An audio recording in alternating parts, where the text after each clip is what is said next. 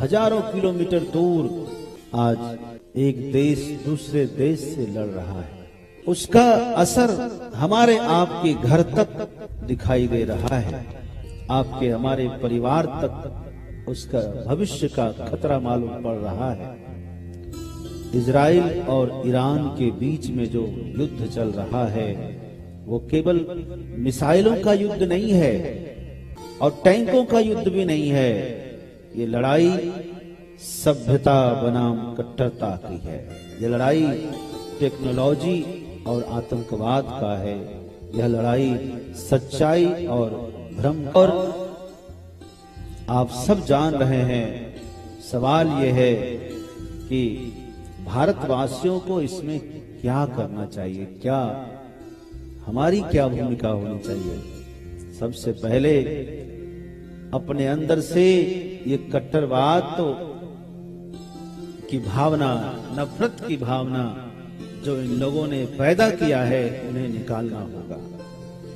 यदि देश में एक साथ रहना है तो मुश्किल काम तो है, क्योंकि उनकी धरातल पर जो उनका आधार है वो आधार पर ही कट्टरता है। हम यानी जो नॉन इस्लामिक है, जो इस्लाम से इतर है, उसके प्रति उसके अंदर नफरत है। जब तक उस नफरत को, उस टीका को मिटाया नहीं जाएगा तब तक पूरा विश्व सुरक्षित नहीं रह सकता है। हम कहेंगे भारत क्या, जितने इस्लामिक कंट्री हैं क्या वो शांतिपूर्ण है? आपस में क्या उनके यहाँ कम उथल पुथल है? हर देश आपस में आज, हर देश में जहां जहां है कोई शांति से नहीं है। कुछ न कुछ तो गड़बड़ी है। जो भी उसको पढ़ता है, जानता है, तब उसे समझ में आता है। सुनी सुनाई बातों में आप धर्म का प्रचार नहीं कर सकते। हमें भी अपने शास्त्र को जानने की आवश्यकता है और उन्हें भी उनके शास्त्र को पढ़ना होगा और फिर पता चलेगा कि नफरत की जो लड़ाई है, उनकी नफरत की जो पढ़ाई है, इसीलिए नफरत की लड़ाई है। हाँ, आज इजराइल का हर बच्चा 18 वर्ष की उम्र में सेना में भर्ती होता है ताकि देश को बचा सके और देशभक्ति को उसके अंदर जागृत कर सके। भारत के भी हर युवाओं को तय करना होगा कि हमें भी किस रास्ते पर जाना है, देश की रक्षा के रास्ते पर या फिर देश के विरुद्ध जाना है।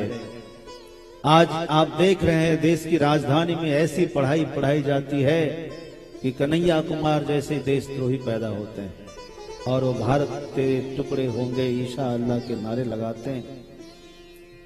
इस प्रकार की पढ़ाई से देश में देशद्रोह पैदा होंगे। समाज को एक करने वाली शिक्षा की आवश्यकता है। हर व्यक्ति को जोड़ने वाली शिक्षा की आवश्यकता है। आज रक्षा करिए इंसानियत की। आप पता लगाइए, इजराइल के स्कूलों पर मिसाइल चला दिया गया। अस्पतालों में बच्चों की चीखें निकल रही है, लेकिन ये दर्द न इजरायली है न ईरानी है, ये दर्द इंसान का है। ये समझना होगा। हमें धर्म, अगर संसार में किसी की इंसानियत दिखाई देती है तो ये हमारे सनातन धर्म में दिखाई दे सकती है। यहाँ ही हर दूसरे को महत्व दिया गया है।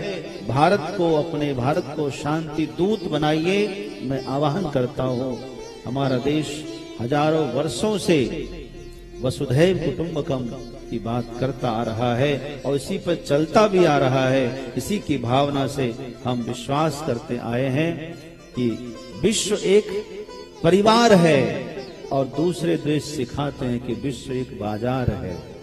हमारे उसमें यही अंतर है।